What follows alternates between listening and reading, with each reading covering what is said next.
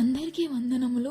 మన ఈ జీవితంలో ఎన్నో అవసరతలు, ఆపదలు, పోరాటాలు, అవమానాలు ఎదురవుతూ ఉంటాయి.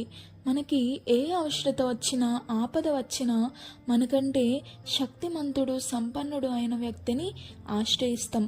చివరికి ఒక దేశానికి మరో దేశానికి యుద్ధం కలిగిన వేరొక శక్తివంతమైన దేశాన్ని ఆశ్రయిస్తారు.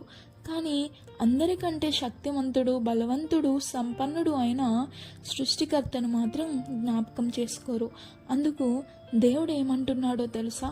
ఇర్మియా గ్రంథము 17వ అధ్యాయము 5 నుండి 8 వచనాల్లో దేవుడైనటువంటి యెహోవా ఇలాగ సెలవిస్తున్నారు.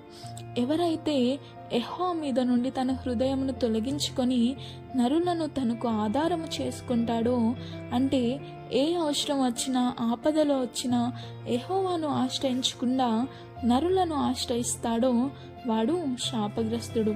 వాడు ఎలా ఉంటాడంటే ఎడారిలోని అరోహా వృక్షము వలె ఉంటాడట.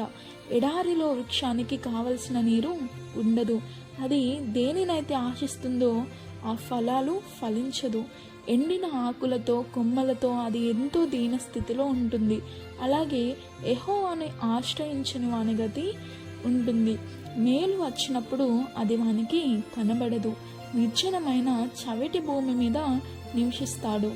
అంటే తనకు ఆపద వచ్చినప్పుడు ఏ మనుషులు మీద అయితే ఆధారపడ్డాడో వాళ్ళు సమయానికి మాయమైపోతారు.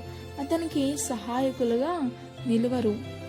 కానీ ఎవరైతే యెహోవాను నమ్ముకుంటాడో వాడు ధన్యుడు.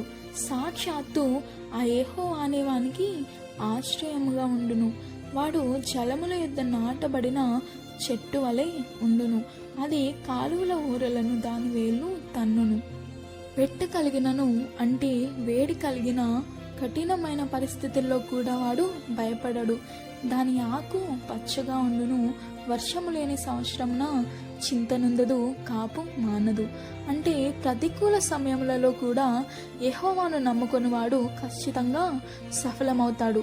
జలముల యొద్ద నాటబడిన చెట్టు ఏ విధంగా అయితే వేసవి కాలంలో వేడిమికి భయపడదో, అదే విధంగా ఎన్నిసార్లు ఆపద వచ్చినా, అడ్డంకులు వచ్చినా, పోరాటాలు కలిగిన యెహోవాను నమ్ముకొని వాడు విఫలం అవ్వడు.